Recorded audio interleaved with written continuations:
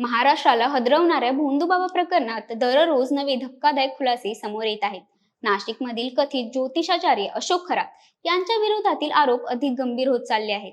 त्यातच न्यायालयाने त्याला आणखी 5 दिवसाची पोलीस कोठडी सुनावली आहे. मंगळवार 24 मार्च रोजी नाशिक पोलिसांनी खरातला न्यायालयात हजर केले असता सरकारी वकिलांनी जोरदार युक्तिवाद करत तपासासाठी अधिक वेळ आवश्यक असल्याचे सांगितले.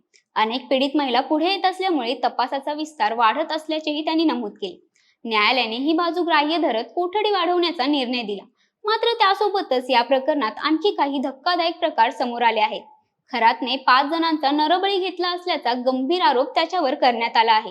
कोर्टाच्या या सुनावणीत नेमकं काय घडलं, सरकारी वकिलांनी काय युक्तिवाद केला आणि आरोपीच्या वकिलाचं काय म्हणणं होतं, सविस्तर जाणून घेऊयात या व्हिडिओतून. नमस्कार, मी वृंदा लासे आणि कॅमेरावर आहे जयेश पाटील.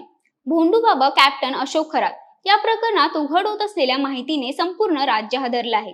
महिलांवरील लैंगिक अत्याचार, ब्लॅकमेलिंग, अघोरी विधी आणि कोट्यावधी रुपयांची फसवणूक असे अनेक गंभीर आरोप खरातवर करण्यात आले आहेत. पोलीस तपासादरम्यान त्याच्याकडून तब्बल 58 अश्लील व्हिडिओज असलेले पेन ड्राईव्ह जप्त करण्यात आले आहे. मात्र हा आकडा 100च्याही पुढे जाऊ शकतो अशी शक्यता व्यक्त केली जात आहे. या व्हिडिओच्या आधारे अनेक महिलांना ब्लॅकमेल केले जात होतं. अशोक खरात चमत्कारी उपाय आणि दैवी शक्तीच्या नावाखाली लोकांची फसवणूक करत होता. तुर्कीच्या समुद्रातून मिळालेलं खास मध असल्याचा दावा करत 1 किलो मध तब्बल 9 लाख रुपयांना विकलं जात होतं. लैंगिक समस्या दूर करण्यासाठी हे मध उपयुक्त असल्याचं सांगून तो लोकांची दिशाभूल करायचा. याशिवाय नकली रबरचा नाग, वाघाचं कातडं आणि अघोरी विधींच्या नावाखाली महिलांचे शोषण करायचा. नाशिकमधील ईशानेश्वर मंदिर परिसरात महिलांना नेऊन पूजा विधीच्या नावाखाली गैरप्रकार केले जात असल्याचा धक्कादायक प्रकार उघड झाला. साध्या चिंचोक्यांना रत्न असल्याचे भासून लाखो रुपयात विक्री केल्याचाही प्रकार समोर आला आहे. तपासादरम्यान एका गर्भवती महिलेचे पूजा विधीच्या नावाखाली लैंगिक शोषण करण्यात आल्याचा दावा देखील करण्यात आला आहे. तक्रार दिल्यास कुटुंबियांना जीवे मारण्याची धमकी दिल्याचेही पीडितेकडून सांगण्यात आले. मात्र या प्रकरणातील सर्वात गंभीर बाब म्हणजे नरबळीचा संशय. पोलिसांनी खरातकडून जप्त केलेल्या पिस्तुलातील 5 गोळ्या फायर झालेल्या आढळल्याने 5 जणांचा नरबळी दिल्याची शक्यता न्यायालयात मांडण्यात आली. तसेच आरोपीकडून हरणाची कस्तुरी, वाघाचे कातडे, साप, शिंगे यांसारख्या वस्तू जप्त करण्यात आल्या आहेत. सिद्ध दोष पूजासारख्या अघोरी विधींमध्ये या वस्तूंचा वापर होत असल्याचा संशय पोलिसांनी व्यक्त केला आहे.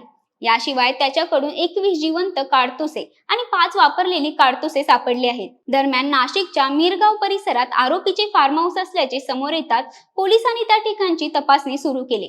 तिथे बेकायदेशीर शस्त्र बाळगून दहशत निर्माण केली जात असल्याचे उघड झाले असून फार्म हाऊस मधील संबंधित कर्मचाऱ्यांची चौकशी करण्यात येत आहे. सरकारी वकिलांनी न्यायालयात सांगितले की घर झडती दरम्यान राजमुद्रा, मालमत्तेची कागदपत्रे आणि इतर संशयास्पद साहित्य सापडले आहे. आरोपीने अनेकांची फसवणूक केल्याच्या तक्रारीही वाढत आहेत.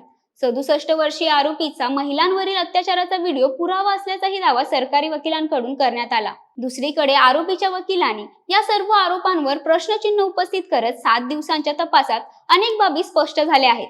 पिस्तुलाला परवाना होता, सर्व तपास पूर्ण झाल्यावर आणखी कोठडी का हवी असा सवाल त्यांनी न्यायालयात उपस्थित केला. सध्या या संपूर्ण प्रकरणाचा तपास IPS तेजस्वी सातपुते यांच्या नेतृत्वाखालील विशेष तपास पथक SIT करत आहे. एका पीडित महिलेच्या तक्रारीनंतर हा प्रकार समोर आला असून CCTV फुटेजच्या माध्यमातून 5 कोटींच्या खंडणीचा धक्कादायक प्रकारही उघड झाला. आरोपीच्या कार्यालयातील कर्मचाऱ्याकडून CCTV फुटेज चोरून 5 कोटी रुपयांची खंडणी मागण्यात आली. त्यानंतर पीडित महिलांना धमक्या देण्यात आल्या आणि अखेर पोलिसात तक्रार दाखल झाली.